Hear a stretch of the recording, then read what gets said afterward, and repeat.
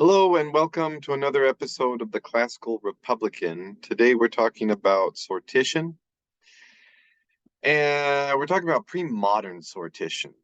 So let's talk about pre-modern sortition.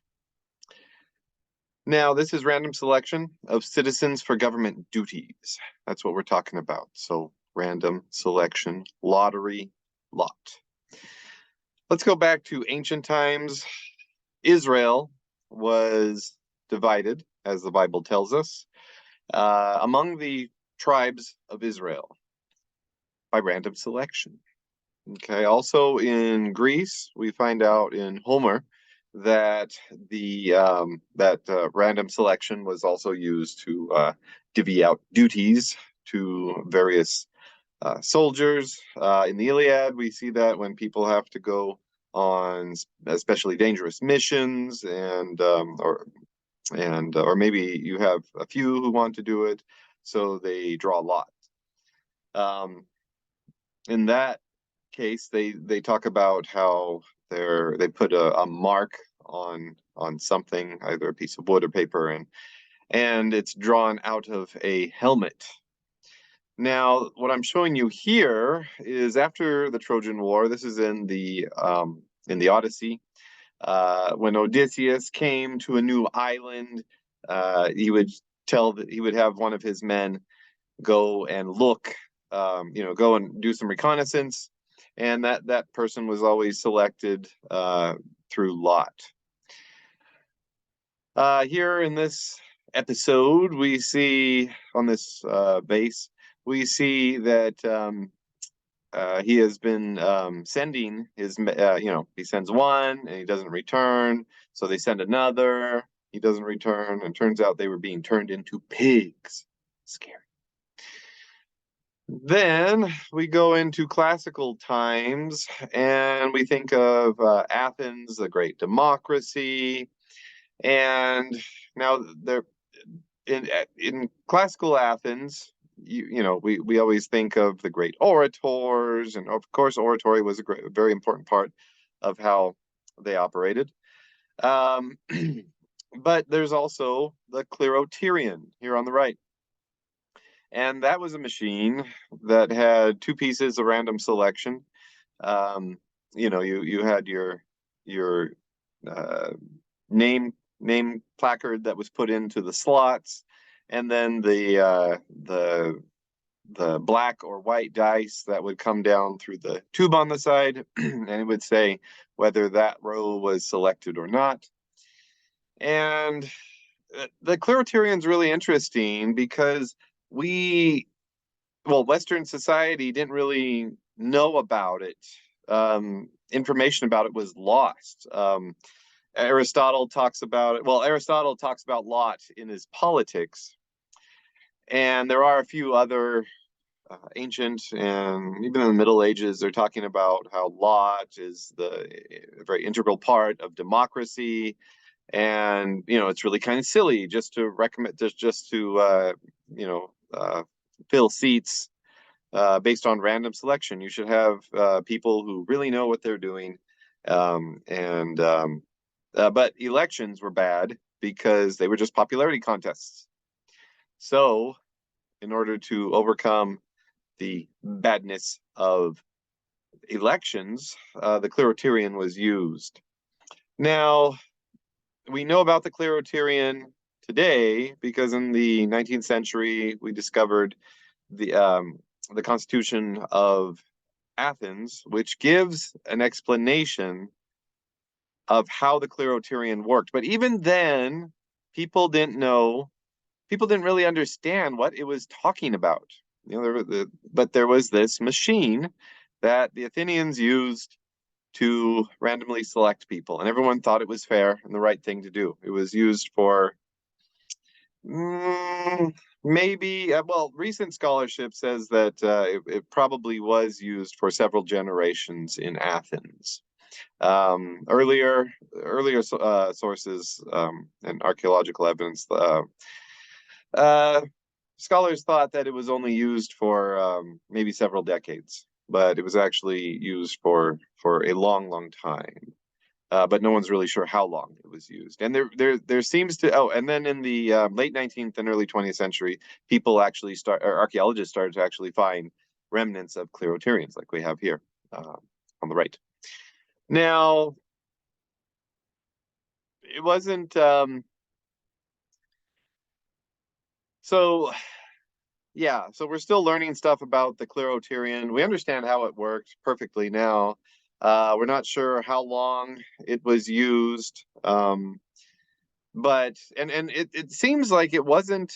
Even when Athens was forcing democracy on other city states, there seems to be no evidence yet that the Cleroterian was used in those regimes. So if it was such an integral part to Athenian democracy, and they were forcing democracy on other city states during the Peloponnesian War, you can hypothesize that maybe they did, along with the Athenian Marines on the ships, they were coming with Cleroterians to force it on to people. That's just a hypothesis. There's no evidence for that. But if they used it and thought it was so important, and then demanded democracy of others, why wouldn't they use the Cleroterian or have them use the Cleroterian, share it with the other democracies? So let's go on to Venice. Let me move my picture out of the way. Now you have these urns that were used in Venice for voting. And the brevia was a mix of lot and elections. Yeah, so we didn't there was so go see my video on the Venetian ballot, and also on the Venetian regime, and you'll be able to see what that was all about in more detail. But you have lot being used first. You have these nominating committees being chosen. They choose, and they have to have a supermajority to even nominate a candidate on these committees of 9. And then you have 4 committees of 9, and they all choose make a nomination, and then they hold an election. So they're having an election, a mass election by thousands of Venetian citizens, but they've been but the candidates had to go through a process where it denies the ability of factionalism. So Venice was very afraid, as most classical republics are afraid of factions. So this was really good for preventing factions, the brevia. Just hop, skip, and a jump away to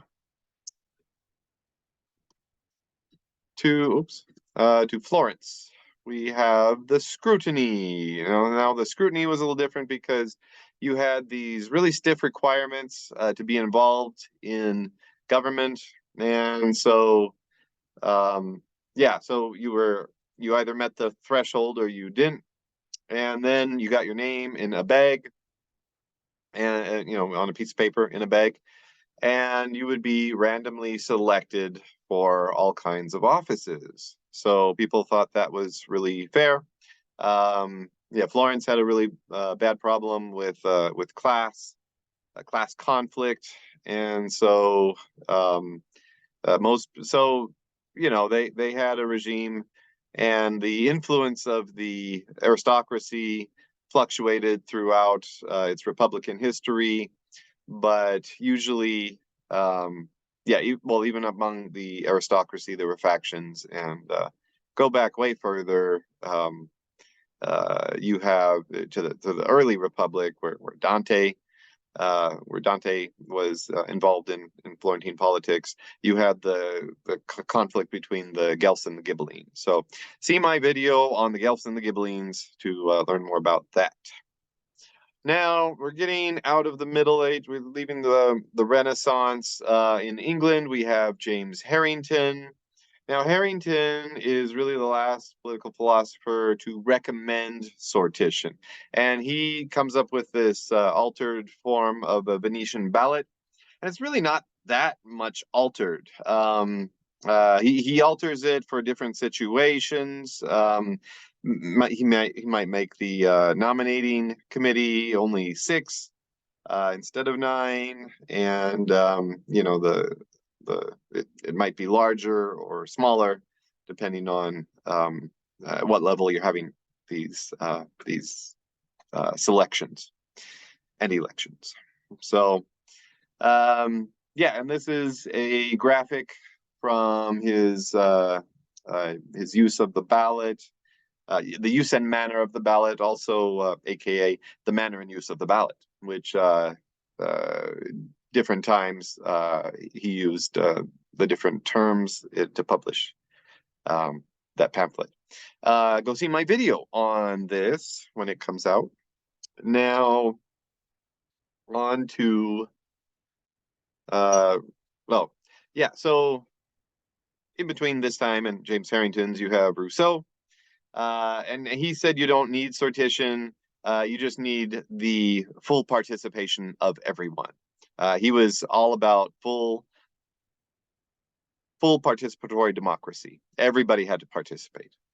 Montesquieu, a good classical Republican, he said that citizens have the ability to choose, but not to be chosen.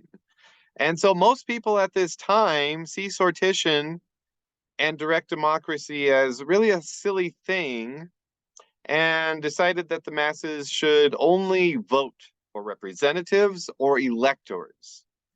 And you see that in the offsprings of the Enlightenment, the French and the U.S. and French revolutions, and the republics that they formed in the late 1700s. So, in the U.S., we still have the Electoral College for president. That's indirect voting. You have, the People's House was the House of Representatives. And even though people call the White House the People's House, it's not supposed to be the People's House. So, yeah, really, it's only the House of Representatives, not even Congress, because Congress had the Senate, and who elected the senators until the early 20th century? The state legislatures. Okay, go see my videos on that and the repeal of the 17th Amendment. Okay, and then in France, they also they have a lot of voting for electors. So so you didn't vote for anybody at the national level. You voted for they had a lot of different electoral colleges similar to ours, which we have for president. And in the U.S., we also have a way of selecting judges for the Supreme Court, where the president nominates and the Senate confirms. So yeah, people were not supposed to be really participating in the government. So what does this all have to do? That we're talking about democracy here, right? So what does this have to do? And we're talking about sortition. What does it have to do with classical republicanism? So classical republicanism, it's a combination of the old classical orders, the three, as explained by Aristotle and pretty much every political philosopher after him, pretty much until the modern, really the late 19th century. So you have the one, the few, the many, and that corresponds to monarchy, oligarchy, democracy, and lot or sortition was part of the many. Classical democracy was defined by mass participation through random selection, many participating by deliberating, decision making, and office holding. So if we want a balanced and strong classical republic, we are going to need sortition used among the democratic elements of classical republicanism, if we can get classical republicanism. in our republics.